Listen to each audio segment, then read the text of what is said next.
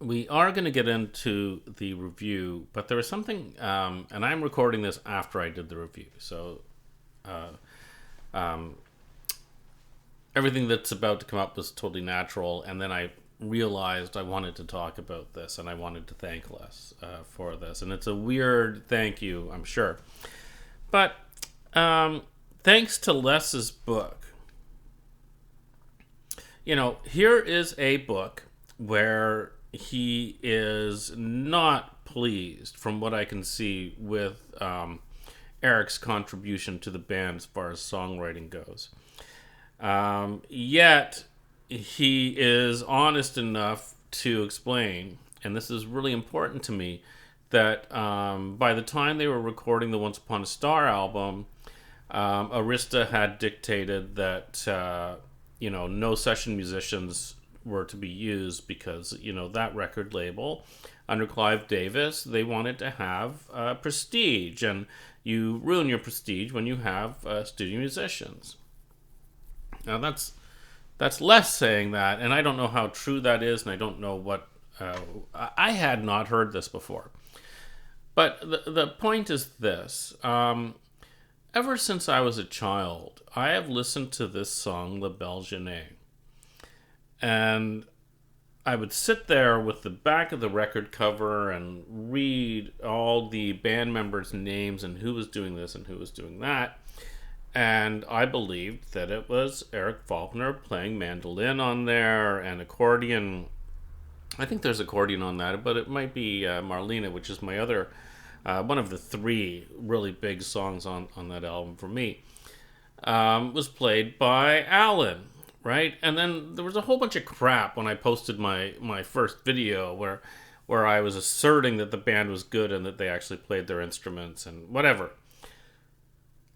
But now, after reading this, and I had heard before, people had been saying that Les says they didn't play, but even Les on this is like, no, the band played on that second album, and I think he was proud of that album. But I want to say, La Belle Jeanette, the mandolin performance on there is incredible to me. I can't even imagine, and it's exactly how a mandolin should be played. And I think of that, and I think of how I could possibly get to the point of playing that. And if you don't know that song, if you've stumbled across this video and you don't know that song, I'll if you're watching the YouTube version, I'll put like a link to it. It means so much to me to know that the band was playing that, because it has been one of my favorite songs for my entire life. And then when the whole ruckus came out that, the Bay City Rollers don't play their instruments, there was a lot of questioning in my mind about, has this been a lie, like these songs that mean so much to me, and I'm talking about all the stuff that the Rollers played, because those rumors as a child reached me, like by the time it was like It's a Game was already out before I started hearing that stuff, and the insults were flying anyway about the Bay City Rollers. It was tragic. But I'm saying this, I'll put La Belle Jeanette and that performance up against any of the cock rock out there showing off with guitar solos. That is an excellent song, excellent performance. I am so happy to hear that session musicians were banned, and that was the Bay City Rollers doing one of their best songs. It means a lot. Getting teary-eyed. So, we're going to move on to the review. Okay, so, excuse the sound of my chair moving. I have to get a little bit closer to the mic here. And excuse the sound of my dog eating. I just realized, it's not that late. But I had forgotten to feed her. This is a hard one. I'll tell you my feelings first. I don't feel good about talking about a person's personality when they're no longer with us to defend themselves. Having said that, I don't really have a lot of bad things to say. It's just, um,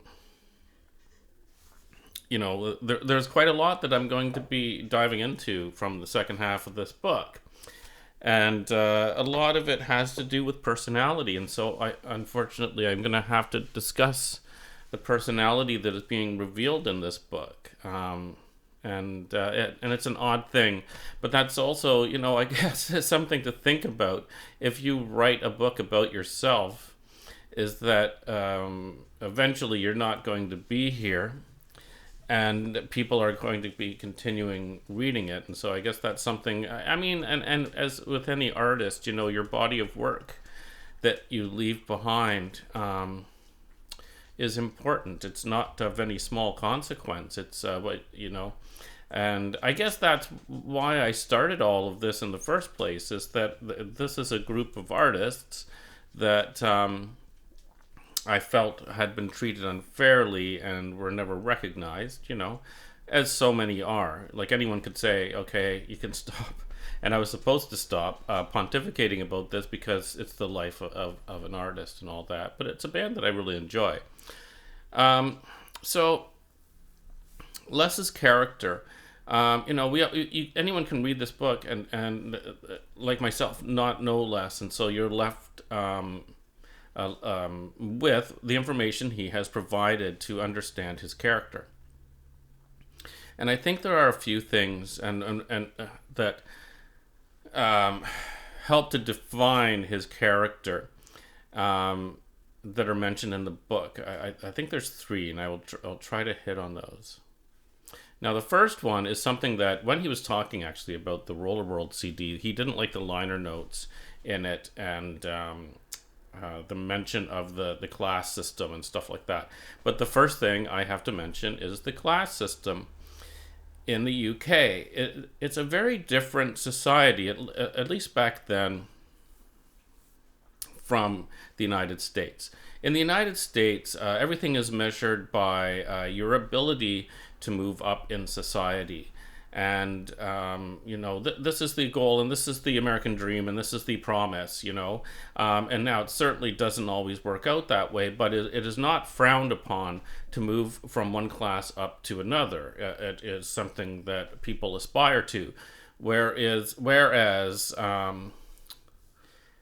in the UK, there certainly was a class system, and to me, it's a hard thing to describe because in some ways it's intangible, but it's definitely there. And he grew up working class, and was downtrodden via the class system, like many other people, I think. That's one thing. The other thing is that he witnessed what happened to his brother. I think this is part of the class system, and you can read the book, and it seems like a bit of a failure of justice. And the kids weren't that bad, and I don't think they deserved some of the treatment they got. And I think that Les loved his family, and that made it even harder, I think, to accept. So those are the first two things. But something else that he mentions, like, he had to get on stage with the band without even knowing the lyrics, and they were pasted on the stage at his first concert, and he would have to go and look at the lyrics and try to figure it out, right? Which is really incredibly brave, and it's incredible that he succeeded in doing that. But in that part of the book, something that he mentions is he looked to, now I don't remember who exactly he was talking about, but he looked to the people that he admired on stage and realized something, and that is that they had this air of confidence about them. And he realized when he was on stage, he had to have this air of confidence. He had to have the audience believing in him. He can't show weakness, right? So combine all of those things together, and the fact that I think he was only 18 or 19 when he joined the band, and they were a success from that point until he left the band. They were a success, and a huge success, right? And I think adding all of that and putting all of that together helps to understand why I do believe he was such a conflicted individual. And I say conflicted because I have so many pages here that I've marked that I'll try to just very briefly go through that show these conflicts, where you're saying one thing and then saying another thing, and they actually kind of go a little bit against each other. And, such is life. Like, I'm the worst. If you knew me in real life, my opinion changes all the time. One of the few things that I'm somewhat consistent on is this band and the songwriting, as far as my opinions go.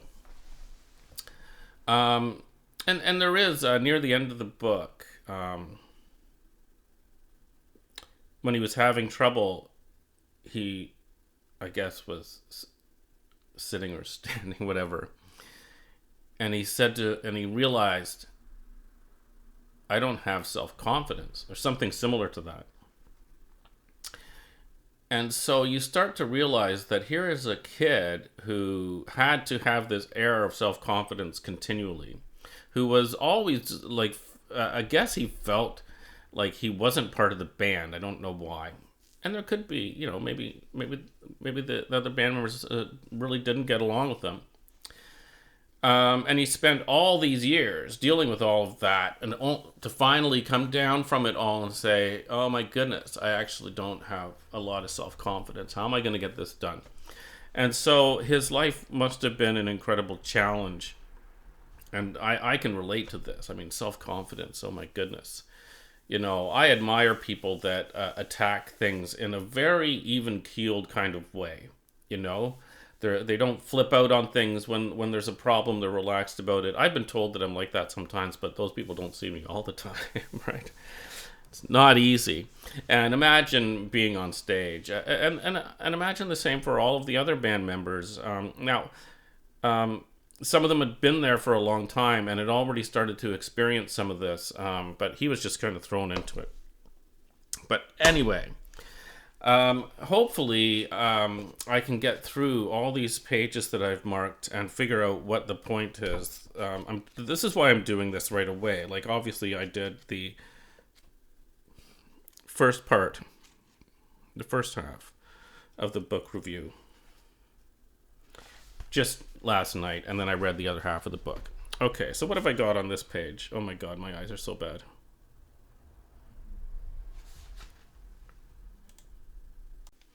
Okay, so there's going to be some jumping in these videos. First of all, I had to change to my other pair of glasses. Okay, so this is an interesting one, and it's about the album Wouldn't You Like It? And there's a few things here. First of all, I think I had read kind of about this in the past, but here it is. Eric had already written You're a Woman and Rock and Roller and Another Rainy Day in New York City by the time they were recording Wouldn't You Like It? And those songs could have been put on there. And Eric felt that lesser quality songs were put on there. And Les was generally saying, well, you had to appease that part of the market. And, maybe you don't want to have a huge change in a band overnight, right? And the thing I would say about that is, oh my goodness, like, Wouldn't You Like It? I said when I reviewed it, I didn't review it, but when I was first talking about it, I was just saying there was some weak stuff on there, but it was more than made up for with the, I think, 6 or 7 absolutely great songs. But here's the thing about this, is that Les starts complaining that, Eric got what he wanted. He wrote all of the songs on the album except one, and he was still unhappy. And I think, it's the band's third album. They proved themselves completely with the second one. He had written a ton of great songs for this one, and they didn't even put Money Honey on the album. And I can certainly see his disappointment and frustration and concern, because he's in for the long haul. He wants a band with longevity. It doesn't necessarily have to be a number one all the time, but you have to build a fan base and you have to have that longevity. And you do not want the label sabotaging that by trying to say, oh, you have to be a teeny bopper band, you have to put these songs on there, right? And then not releasing any singles from the album. Also doesn't help, doesn't give him any confidence. And there were so many great songs. Like, it's unfathomable to me, And Les mentions that the one song not written by the band saved the album. I don't think so at all. I think the lack of promotion for the other songs did not help, But anyway, yeah, I don't think there's really any conflict there. But I just thought that was interesting. I'll move on to my next part. Okay, this is kind of another tidbit. I don't know if it's a conflict, but I found this really interesting. He's talking about Phil Wainman, who had produced the second and third albums for them, and then left after that because he was frustrated with the arguments between the band and Arista, and there was this 50-50 split of control over the band in their contract. So the band had 50 and Clive had 50, and it was just going back and forth and back and forth.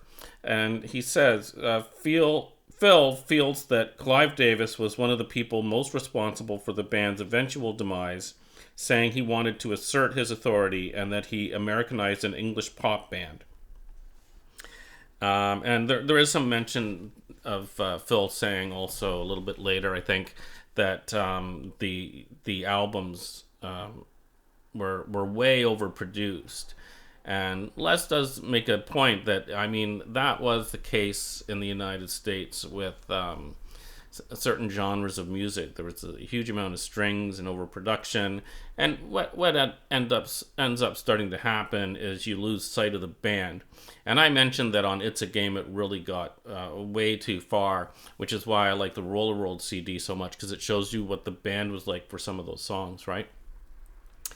But it's nice that Les provides that, because in many ways Les is really taking the side of, no, let's do covers, and that's what Clive wants them to do. He just wants to throw covers songs at them and for them to do those songs. And the sad fact of it is that they do such great covers. I think just about every song that they covered is better than the original, and I won't mention the ones that I don't think are, because people get upset. But most of the time it was better than the originals, in my opinion. Or at least it was updated in a way that was perfect for that time, And not too many bands could do that. Okay, I'm going to move on to the next one here. Okay, next we have, he's talking a little bit about the Dedication album. And he's talking about the songs he likes on the album. And his two favorites are, I think, Let's Pretend, which is a cover of a Raspberries song, and Dedication, which I don't know, was written by someone else and had Ian singing on it originally, and then Les, after Ian left, had to redo the vocals for it. But it's very interesting because at the same time he's talking about there's this thing going on back home called punk rock, and there's this band, the Sex Pistols, and a bunch of other bands that are kind of following them. It makes no mention of the Ramones, and it's a very, which is a very UK-centric thing. Like, people often forget that the Ramones went over there very early on and had just a massive impact on so many people. And no one wants to talk about it. I always see Johnny Lydon scoffing at this. But anyway, there's a little bit where Les is like, the birth of punk rock did nothing to make me feel more secure in my job. I daydreamed about what it would be like to spit and puke along with the best of them, but I quickly realized the idea was just a hopeless dream and downed the rest of my glass of milk. And that's a reference to the fact that they were, the media was told they only drank milk. So if that's the case, there's a conflict here, because the songs he's choosing on Dedication and saying are the best songs on the album are the very opposite of that, right? The songs that are similar. I was talking about this Rock and Roll Love Letter compilation, and on here, is it upside down? This is Leading to Punk Rock. So you're already in a band that is causing this ruckus. You don't want to be in the band by the sounds of it, or you don't get along with the band members, and you dream of maybe being in a punk band. It's all hard to grasp, but I think maybe part of it might be, like the Groucho Marx joke, I would never want to be a member of a club that would have me as a member, or something like that. I'd never join a club that would have me as a member, right? Is that it? I don't know. But it's hard for me to digest that you have these great songwriters writing fantastic songs. The label is continually screwing them over and trying to push them to do covers because that's the easy way to make money. And, you're kind of siding, well, sounds like siding with the label, with Clive. I don't know. Because at every step through this book, he often loves to poke at Eric's songwriting and how it's not as good as the other songwriters. I think that's a joke. I'm going to mention this in a little bit, comparing, because there was something else that pissed me off. But I'll move on to the next part. Yeah, so I don't have the page marked in my book about this topic, but the topic is generally other songwriters, especially the early songwriters, versus generally Eric and Woody as songwriters. And there's a portion of the book. First of all, I have to say this: I remember watching videos of Les's band playing live that people were posting on YouTube, and they were good. Les still had a decent voice and everything, unlike some performers. But the one thing that was striking me was why are they only doing I don't want to insult other people's taste. Why aren't they doing the great songs? Right? Why aren't they doing any of the great songs? And I remember walking away from that, and I was thinking, at that point in time, when he was performing, is he not allowed to do any of the Faulkner Wood songs? And it turns out in the book that that's exactly the case, that he was told that he did not have the right to play any of their music. So I found that interesting. And the other thing I found interesting that came out of that was the bit of a love fest between... I guess it was Phil Coulter and Les, where Phil in court, I guess, was generally saying that Les was the band and the other people couldn't sing, and we would overdub Les's voice over theirs because they couldn't sing and all that. And it's so comical to me, not to be insulting to Les and how much, because I think he was an excellent vocalist, but it's so comical to me that you're talking to someone who was there for like 6 months. And his songs, well, let me put it to you this way: if Eric and Woody had not written songs for the band, I wouldn't have even started the first video. I would not have continued to buy their records. There would be absolutely no interest in listening to a band that was doing some cover songs and some very light-hearted rock and roll in the early days. It was the songs that were written by the band that I like. Now, a lot of people disagree. A lot of people only want to hear Shang-a-Lang, and they only want to hear Give a Little Love and stuff like that. I'm different, and I could be in the very small minority, not of record buyers, but of fans, right? But I don't think I am, because now when I listen to this radio show, that's like, it's 4 hours every Friday.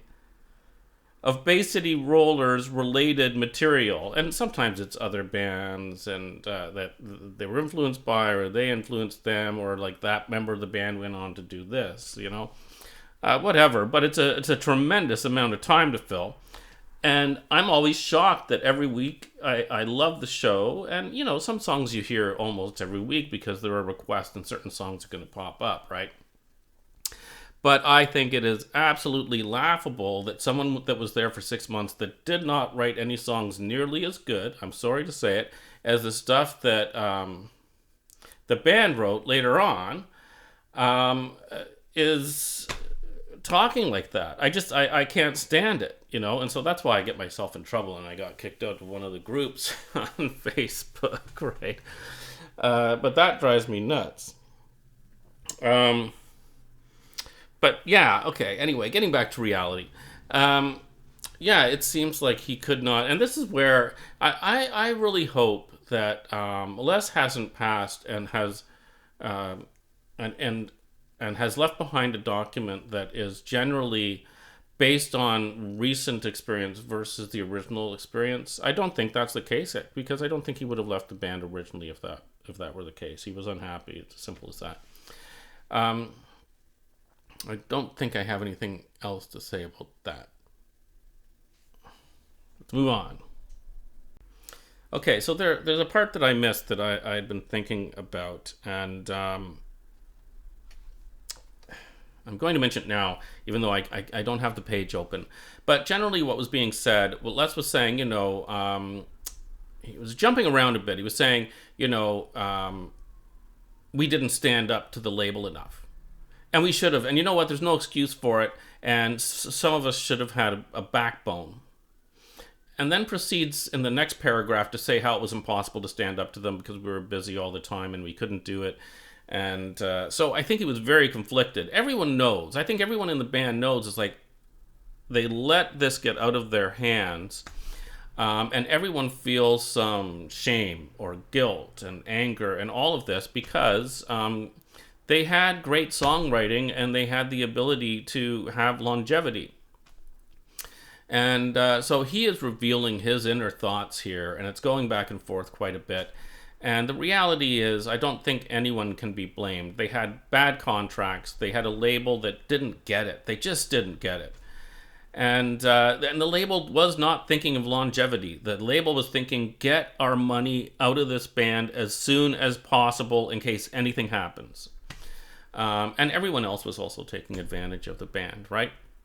And I want to mention longevity and how important it is, because lots of bands get some gold records, but you're not going to make a career out of having those unless you've got, I guess, what you would call an evergreen single that's going to be played on the radio for the next 40 years, right? Longevity, this is where the Ramones succeeded. Because the Ramones, Rocket to Russia was their third album, was the first time they were starting to get some notice in the Billboard charts. I don't know how high it got. Let's say it was 51 or something like that. I'm not going to pull it up. But things started sinking after that. Even though their songs were not getting worse, it's just that the band was sinking after that. I mean, at one time they even had an album produced by Phil Spector, right? And then everyone disagrees on whether that's a good album or not, and they abandoned punk rock and they didn't, and whatever. But the point is, the Ramones, even though there were some changes in the group over time, and even eventually like Dee Dee was out of the band, they had longevity. They were able to play live. I don't even know how long. Like, it was just incredible. And if you read Johnny Ramone's book, when he finally hung up his guitar and never played it again, he had saved $1 million, and he could retire. And he treated it like work. Because he mentions in his book at one point you realize, no, we're not going to have those record sales. We're not going to have the record sales that are going to make it easy for us. This is hard work, and we're going to do this. We're going to have to do this forever. And one thing I would say about Johnny, similar to something that Les mentions in the book, where he was saying he knew he had to get on stage and have confidence and have all these kids believe in him. Johnny understood that as well, and he was very regimented with the band, and he kind of trained the band about how mistakes are not acceptable. But if there is a mistake, if something happens, you walk through it. You show the audience that you're in control. And he knew, you had to have the faith of this audience. They were here to see you because they believe in you, and you can't be screwing around on stage, and being a laughing stock. So I thought it was interesting anyway that I would bring that in as well. Yes, I'm going to move on to the next thought. Okay, this one is just a matter of some honesty on his part. It's something that if I had done it, I wouldn't publish it. But apparently they were recording Breakout, which is the one album by the band that I don't have. And I have to admit, one reason I don't have it is that it kind of sounds horrible, right? It doesn't, aside from the overproduction of strings on some of their later albums or middle era albums, the production was always fantastic for the Bay City Rollers. And when I heard Breakout, it's like I'm missing some of that, and sometimes that's just an expensive thing. But anyway, he mentions here that they were recording Breakout, and he didn't like the production, so he went in and he erased all of the tapes. And then Derek quit, and Alan and the others didn't have a lot to do with the album after that. So I think someone had mentioned that to me before, and it was another one of those things where it's like, well, unless I hear him say that, I'm not going to believe it, because that seems pretty ridiculous. But there it is in black and white. And, it makes me think about, well, this wedge that was driven between the band, how long had it been there and why was it there, right? Because things like that, it's just, I don't know. There's another story in here about,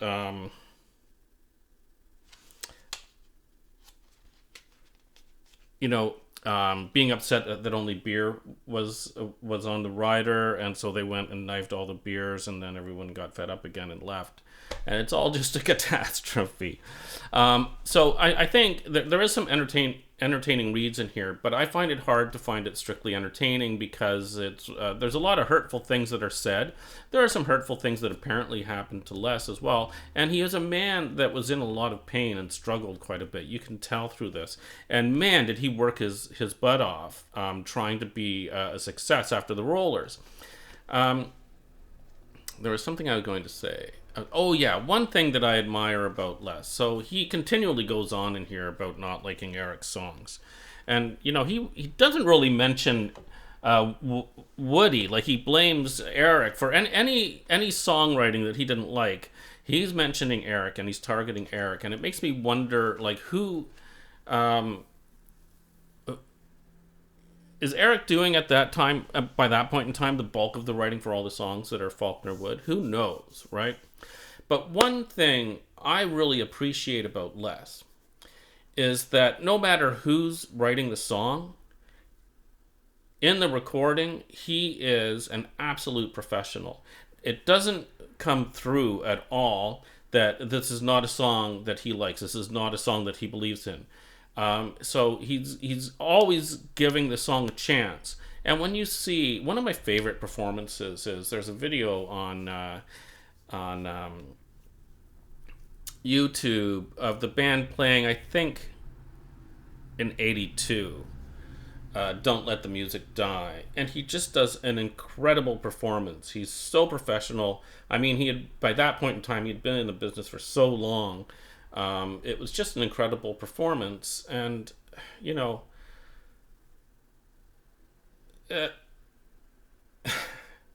it makes me wonder how much he did or didn't like a lot of the songs that the band was producing. I don't necessarily believe that he hated the songs, or I don't know that he hated the songs. I think he just felt that they could be a more popular band with other people's songs. I guess that's what it really comes down to, but I don't even know how true that was.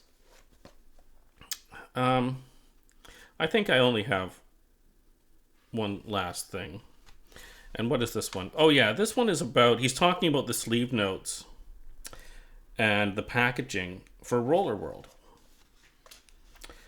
And here's the thing. Actually, so I have the Roller World CD, and it won't play. Actually, here it is right here. It won't play in my CD player. Do I even have it in here? Yeah. But it plays on my Mac, right? This is the thing I hate about certain CD standards that are kind of like a bit funky. But I don't know. I'll try another CD player sometime. But he's talking about the packaging for this as well, and the liner notes and all that. And you know what? This is something that I kind of agree on. This is not... If someone came to me and said, Blaine, we have a pristine live recording of the Bay City Rollers in Japan in 1977. We need to market this. I'm telling you, I would totally go for, and I know this would upset the band, but I would go for, I mean, if you can get this, I don't even know who owns this, right? This thing here. If you can get their faces from that time. I know a lot of people are just shaking their heads saying, but it is from 1977. How about some pictures of them in Japan? Right? The liner notes are fine. I mean, it goes this way or that. I would have written them differently, but I don't hate the liner notes. But they were also difficult to read. But the other thing that comes out of that is that it's CD format.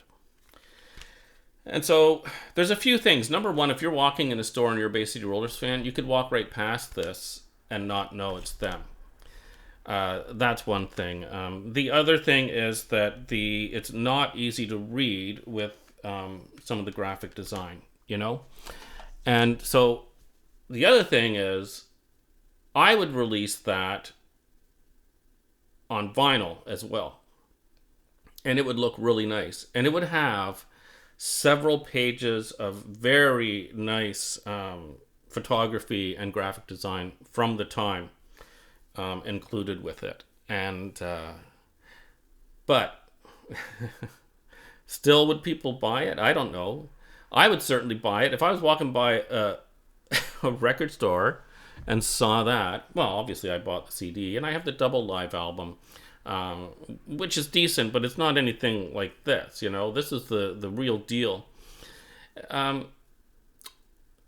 Yeah, I think a lot of people would buy that. But the thing is, all of that takes money. All of that takes investment. The guys don't have a lot of money. They don't have money to invest in a risky proposition. They've been through it all. You know? You don't just throw it all in on something.